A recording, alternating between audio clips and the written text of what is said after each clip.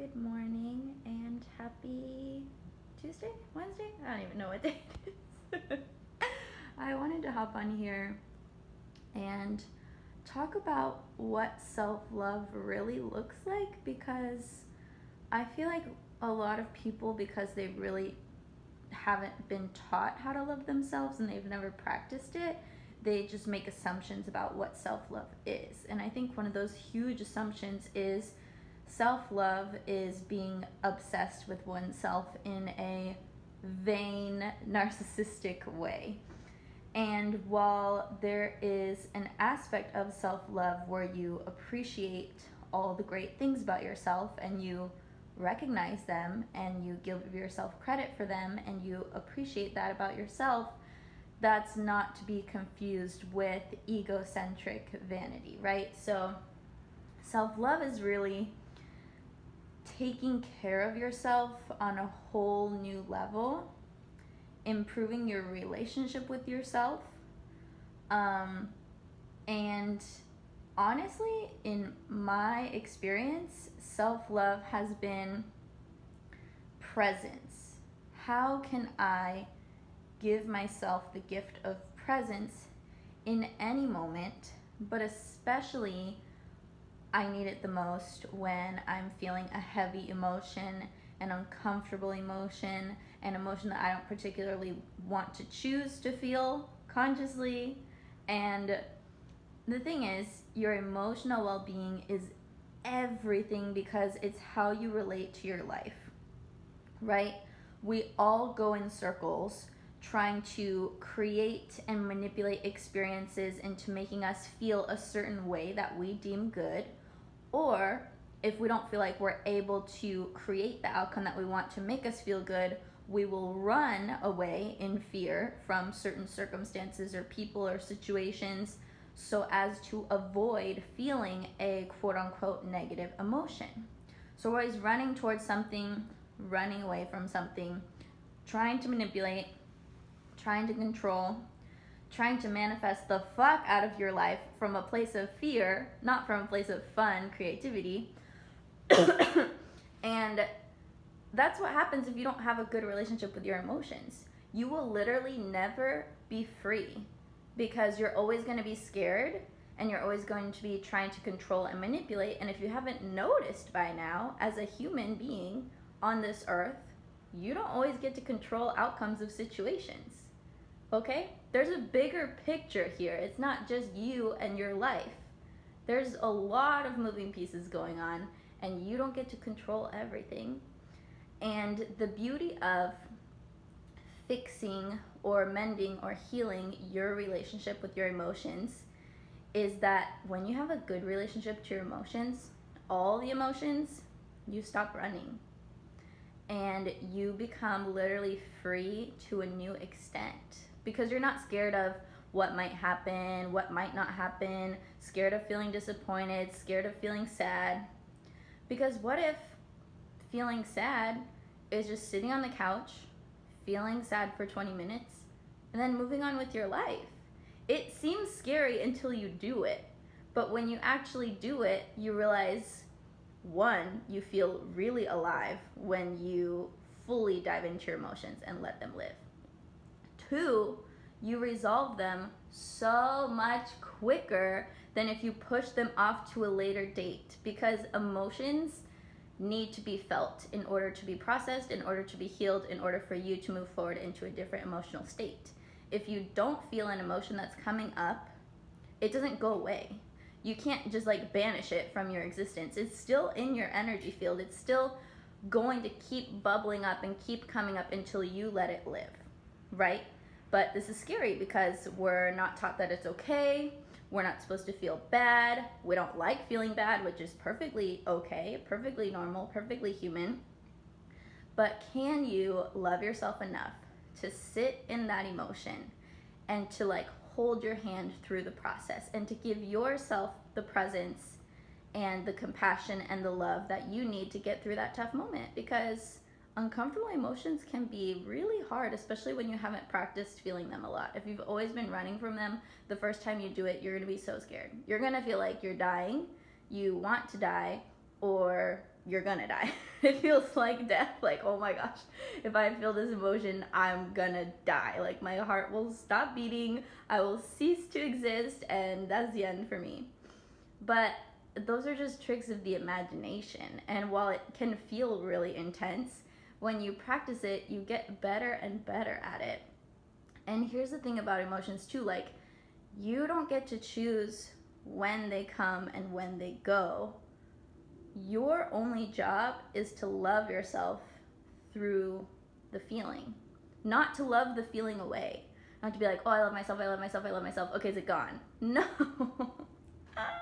And if you're doing that, you can look at the one who's trying to rush the healing process and love that part of you for not wanting you to have to, quote unquote, suffer.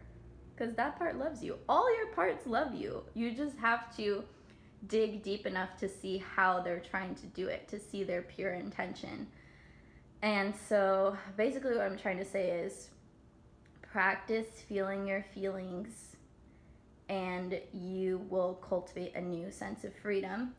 And the funny thing is, we think, oh, when we're in low vibrational states, heavy feelings, we are stopping ourselves from being high vibrational.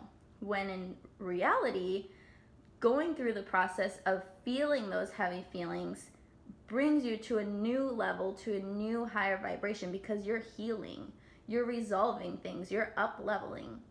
And so to do this work, it takes courage, and it takes a desire to really want to change your life experience. And notice how I didn't say change your life, as in change your outer reality, because your life is really how you're experiencing life itself, right? It's your thoughts, it's your emotions, it's your beliefs. Because you could put two different people in the same exact life, and one could have a great time and one could have a miserable time. Same circumstances, different perception, different approach to thinking about things, different beliefs. Like, it's all inside of you, how you're experiencing your life.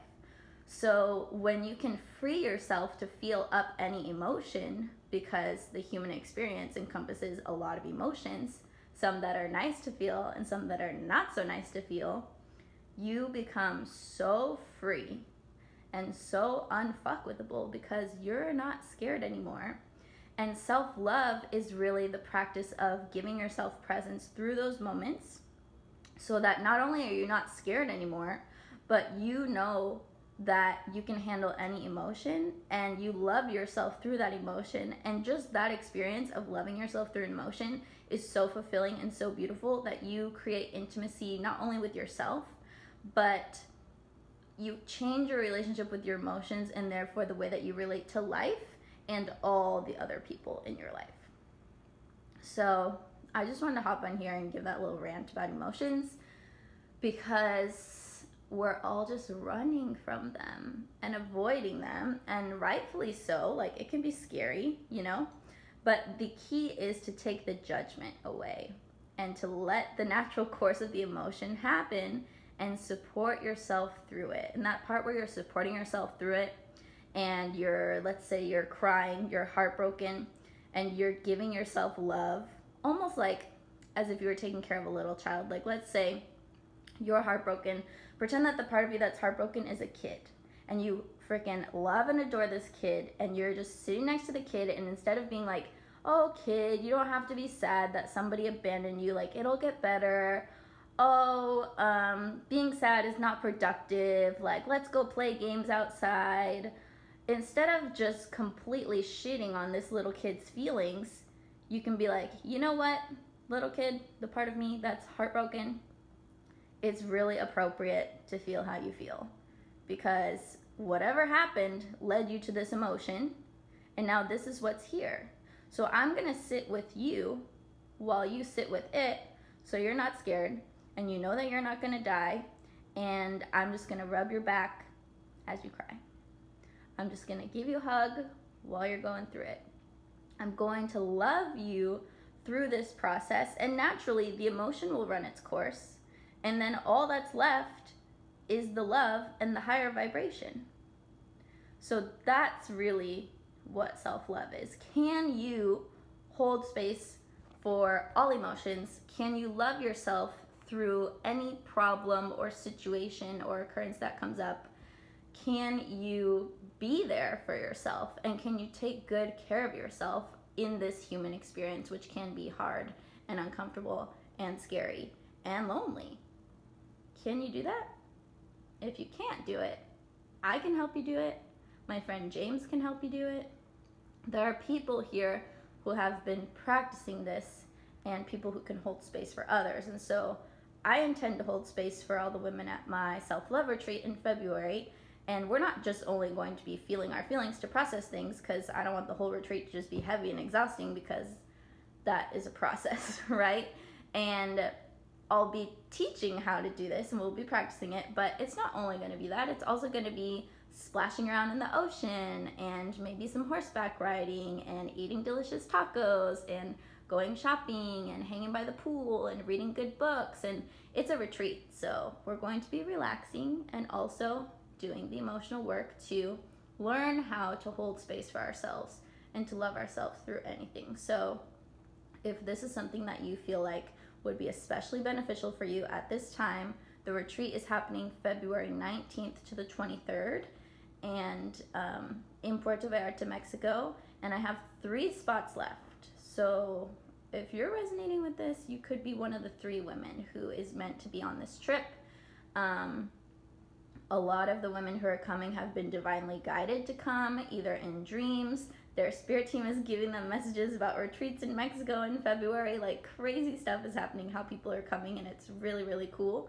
But I just wanted to open the invitation and extend it to you guys, because this is going to be a major up-leveling experience. I don't know what else you would want to know about it. It's all inclusive. It's us staying in a beautiful house by the beach.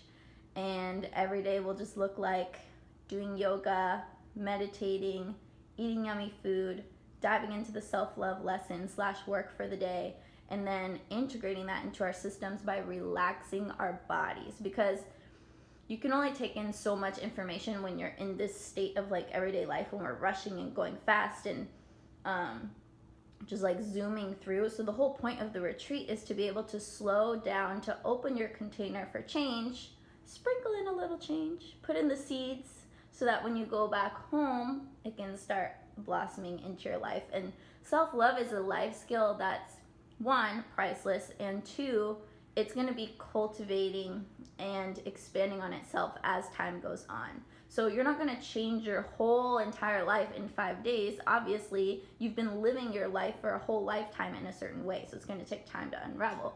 But the retreat is about planting those seeds, giving you the tools, helping you to practice so you can go back and do it some more. And so this is going to be a super life-changing experience, because that's the intention.